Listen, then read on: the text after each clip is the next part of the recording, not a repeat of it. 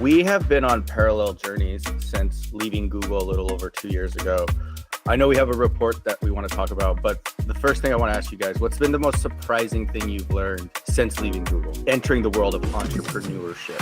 I'm sure you can relate to this. When you're in Google, you can't imagine life after Google. So I think what surprised us was being able to take what we learned at Google, what we experienced firsthand with so many of the brands we were working with, and then go to market with a solution that really could help them accelerate something that they cared about. What about you, Jason? Similarly, I think you start to realize the things that you didn't have time for being inside the Google walls that were common questions. The whole reason we started SeeMe Index is because Asha and I kept getting the same question over and over again, which is, what does good inclusive marketing look like? Everyone is just sort of throwing something at the wall, hoping that something's going to stick. The fact of the matter is, the reason we didn't have a good answer back then is that good is relative. It's relative to who you want to steal market share from. It's what new consumers you want to bring into your industry. And then if you can actually create a source of truth, then wow, all of a sudden you're sitting on this powerful data set that can be used in a lot of different ways. And so it's been exciting to sort of figure out that there wasn't a source of truth and just create one. Randomly, I sort of was pulled into the inclusivity in creative world just because of the Bobby Brown experiment. And what was interesting to me as I continued to look at it was like, yeah, it's the right thing to do. But from a business perspective, it's irresponsible not to pursue the opportunity. More inclusive advertising drives short-term sales by 3%, long-term by 16%, and virtually every brand metric goes up. And we're not talking about these big anthemic spots where you're changing the world. It's about a husband helping his wife load the washing machine in Malaysia. Little nuances that show a different, more inclusive world. The thing I keep telling people is like, you don't need to necessarily tell people you're inclusive. Just be inclusive. Absolutely. And I think that's one of the things that we see most in our index. When we're measuring inclusion, we're obviously measuring ads, but we're also measuring product and brand purpose. And oftentimes when a brand is just living into inclusivity in one of those components, it comes across as performative and a consumer sniffs that out immediately. So to your point, it needs to be something that they're living into, they're walking the walk, and it comes to life across all aspects of the brand. In the 2 years that you guys have been doing this, what have you learned about the misconceptions that brands have about inclusivity, but also what have you guys learned about inclusivity? The word inclusivity is so interesting because I think there's a misperception that to be an inclusive brand, you have to be something to everyone. That's not the case. When Asha talks about the multiple touch points that a brand puts out into the world, ads, product, website, social, it's really about the consistency. How do you show up consistently across all your brand touch points for any of the identity dimensions that are important to your brand growth? Most people define inclusivity as gender, sexual orientation, or ethnicity, and that's not wrong, but what we've learned as we think about how we measure this responsibly is, what is the nuance that needs to be considered when we're thinking about inclusivity? A lot of brands will think about inclusivity through a very narrow lens. So we hire plenty of Black or Latina models in our ads. But by focusing solely on ethnicity, you're ignoring where a representation gap actually exists, and that is skin tone. So if you think about the deepest skin tones, we use something called the Monk skin tone scale. Those could be individuals that identify as Black, Latina, or AAPI. There's communities within all of those ethnicities that have deep skin tones. And what we've identified is, though people with those deepest skin tones have about a third of the screen time of their lighter skin counterparts. So now all of a sudden we're changing the lens from only thinking about ethnicity to thinking about skin tone as well, to identify how you can show up more effectively for these particular consumers, but also represent communities that are, for the second year in a row, unfortunately, have less screen time than their lighter skin counterparts. I think that's really interesting given your guys' focus on beauty too, because so much of the time the skin tone necessitates a different product. So it's not just the fact that we're casting differently. When you start thinking about skin tone at that level, you're also thinking specifically about how someone would use this product versus another product. Once you start pulling on the thread, you start seeing that all of these issues that for me, they start with creative expression, but what you realize is that they flow through every aspect of the company and that when you improve across every aspect, that's where the returns are. You're hitting on one of the exact pain points, which is why we started the company. So when I was working in beauty, I was working on a brand that often cast diverse talent in the ads, and there wasn't a shade I could wear on the brand. Consumers, when they see something that a brand's putting in the world, and then the product or the brand isn't actually living into what the brand's saying, there's no worse experience. As you guys were building SeeMe, how did you approach the sensitivity of this topic and applying an AI solution to something that's so innately human? It starts by understanding where unconscious or conscious biases may exist and ensuring that how and what you're measuring using AI is objective.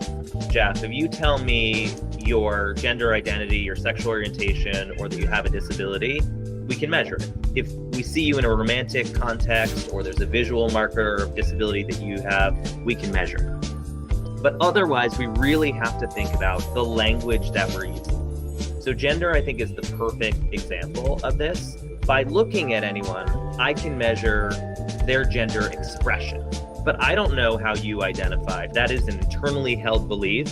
So we have to think about, what if someone doesn't identify as a male or a female? Is there another option in the measurement scale? And the fact of the matter is, anyone who's not part of these scales right now is the least represented to begin with. So someone who is gender non-conforming, you have to design to include them in your scale so that you can understand if there is any improvement for people that are less likely to be seen.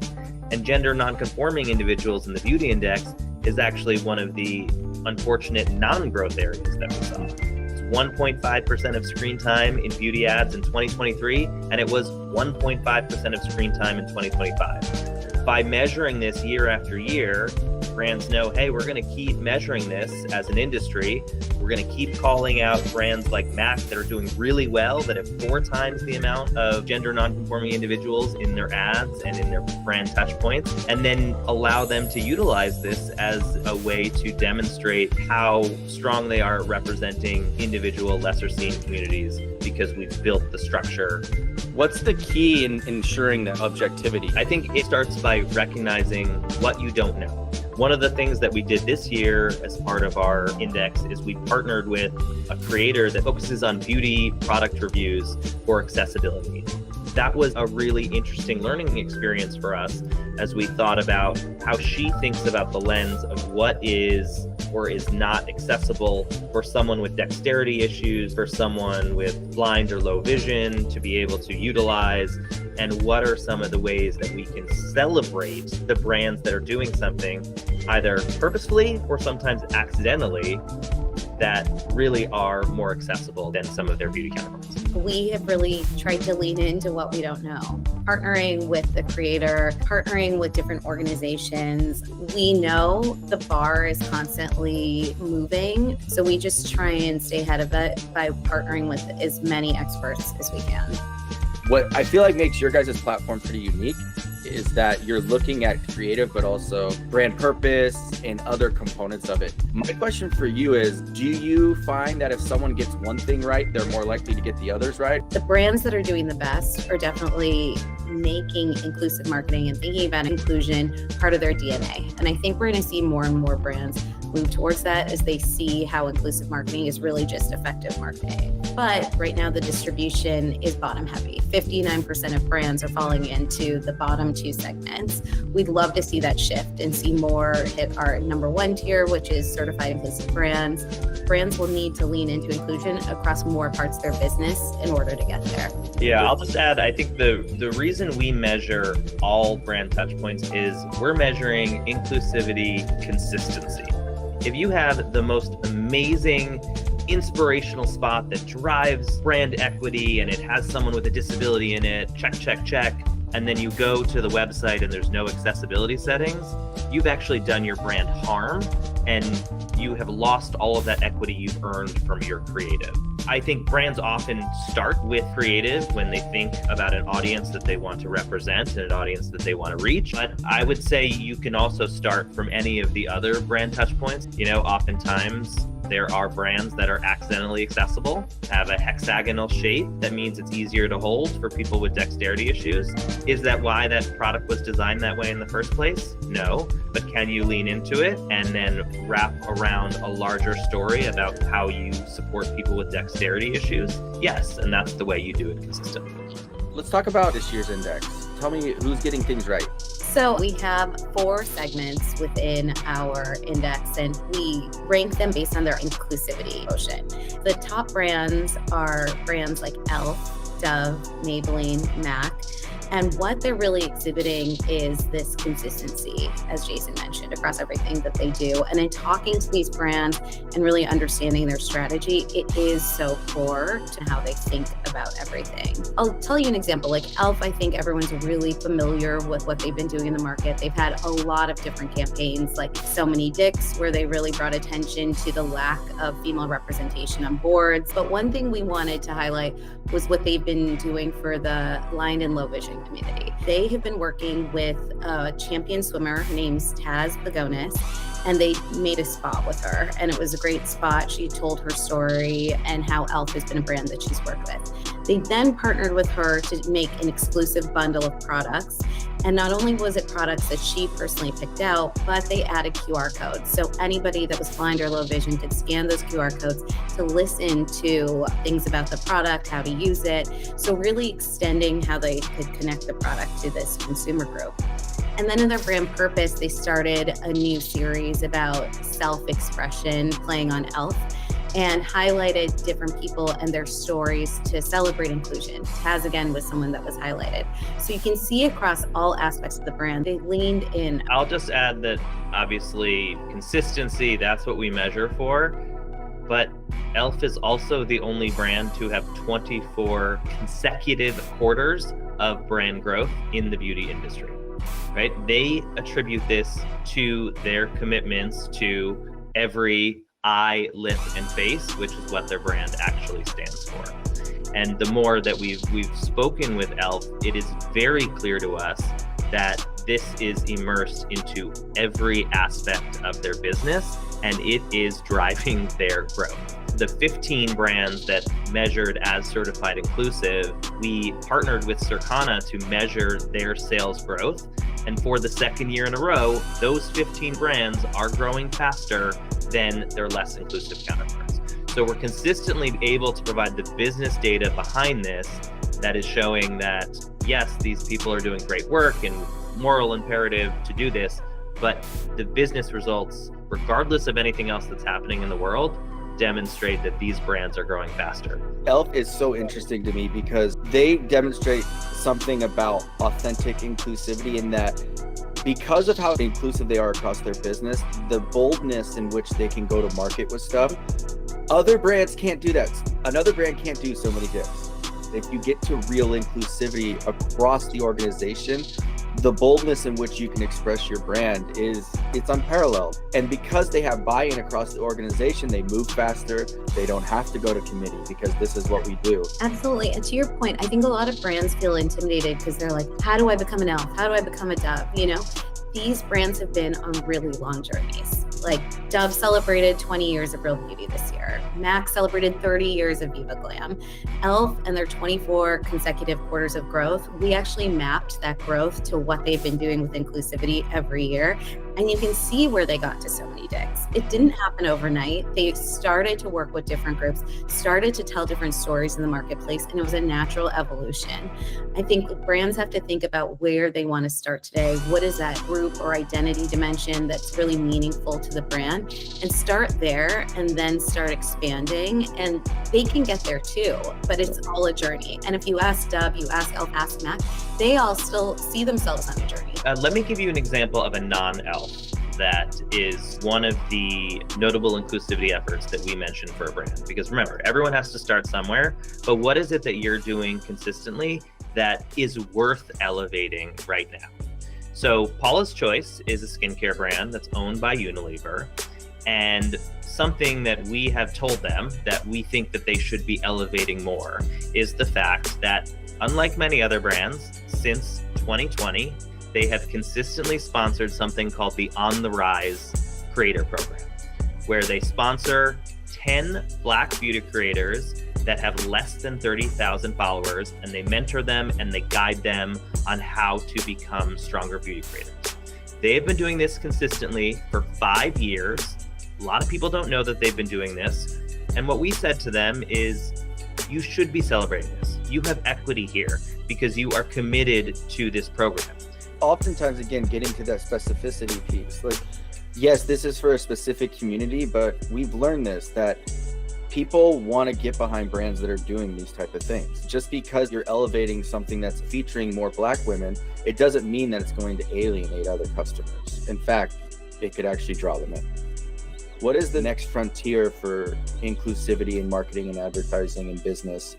So we are constantly evolving our measurement criteria and measuring more and more things. Whatever we can measure objectively and without bias, we continue to measure because we identify that there are opportunities for brands to show up for these lesser seen communities. So we have added hair type as something that we are measuring now, talent type, unique facial characteristics. So think about facial scars or vitiligo, acne, things that, might not be as represented by some brands versus others. And the more that we have this data, the more that we can build on it and use it for different use cases. And we're finding new use cases for our data every single day. We actually had a very lovely, surprising email today from a professional sports team that asked us to help them vet their brand sponsors that they are considering. What an incredible use case of this data for anyone that is aligning themselves with this brand. You could see anyone, whether it be an agency, a sports team, creators, that look to this data to decide, who do I want to work with? I would add, looking at the beauty industry, I think there's a few themes that we are predicting as well. When it comes to product, we really think that brands are going to start leaning into more identity-specific product claims and testing details. So meaning, instead of just saying this works on 7 out of 10 people, say who those people were. It's going to build so much more product confidence, and it's data that brands already have. They just haven't been sharing with their consumers. So that's one that we are betting on. And another is within brand purpose. We think brands are going to lean in more to engaging with their consumers. Inclusivity is personalization. Right now, we're talking about inclusivity on the plane of things like gender, skin tone, age, body size. But as we get more and more mature in this space and inclusive marketing, there is so much more identity that we can celebrate and lean into. The beauty of a person and all their different aspects that make them somebody. We are going to see just more and more great work come out of brands in the industry overall. Well, that's what we're hoping for. If people want to get in touch with you guys, what's the best way to do it? So they can visit us at SeeMeIndex.ai or visit our LinkedIn page. Jason and I both love chatting with people regardless of where they are on their inclusivity journey and just meeting friends in the space. So please reach out. And when you visit our website, we have the full index for the beauty industry and OTC health and wellness, and you can download our free report. The data that you'll see on the website is just a starting place. We're sitting on literally millions of data points and we're dying to share them. So reach out. We'd love to dig in more. Beyond the data points, I've worked with Jason and Asha a lot over the years, and they are experts at not just getting data, but actually providing real human insight. Thank you guys for joining. Thanks for having us. Thank you for having us.